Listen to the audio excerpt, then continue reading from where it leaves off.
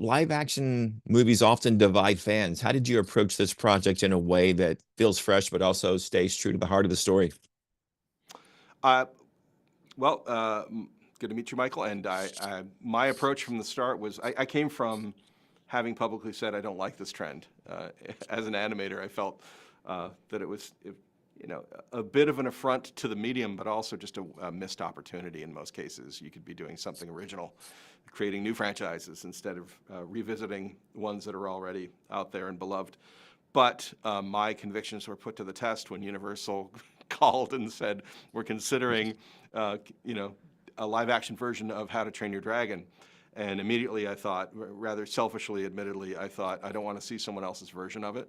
So if you're going to do it, let me do it. And I can pledge and guarantee you that the wonder and the heart of the story is going to find its way into this live action version.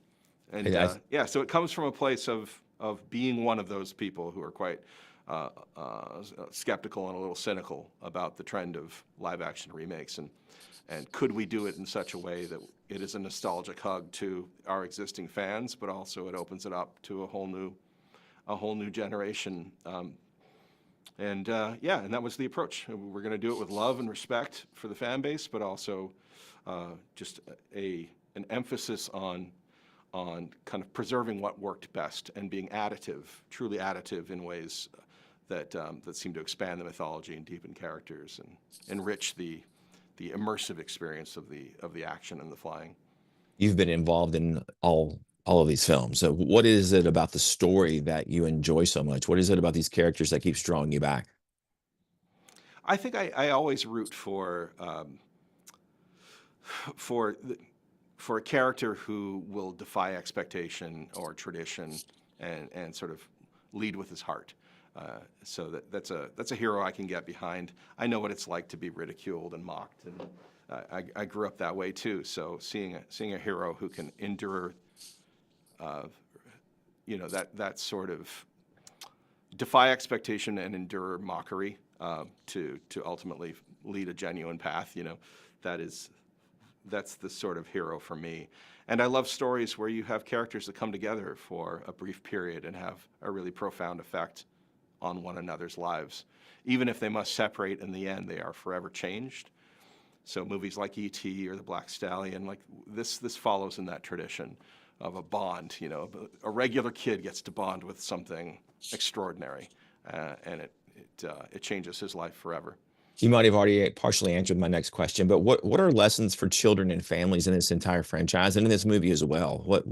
What do you hope kids and families take away from the story? I think it's just a reminder that we're not all cut of the same cloth, and as much as you know, as much as we as parents might want our kids to follow in our footsteps, there's both courage and enlightenment in realizing that we're all individuals, and that the kids might have something to teach us as well. You know, about being different, about turning a perceived weakness into a strength. I think that's really what the story is about. Is Hiccup's a bit ahead of his time, but he manages to usher in a peaceful era, simply by having the courage to look beyond what he's been taught about the perceived enemy in this case, you know, and with a little bit of compassion and empathy, realize that there's more to the story. This might be a dangerous question for you to answer, but were there any changes or tweaks from the original that you wanted to maybe change or adapt for this new version, this live action version? There were just a few things that I felt we could have done a little bit better had we the screen time to do so, and one of them was getting into the history of the tribe. Like, why are they there in the first place?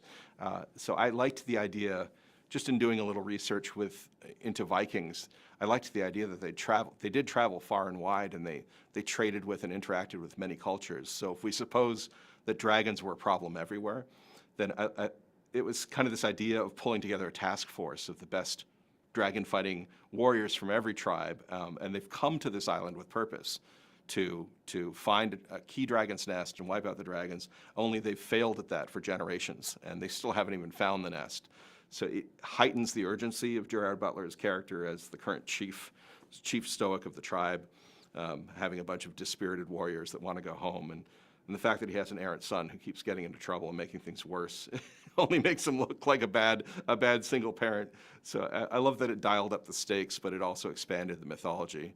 And then in another case, I always liked the character of Astrid, but I wanted to know more about her and like what her ambition was and why she has this acrimonious relationship with Hiccup and what she's willing to give up when she finally sides with him very publicly.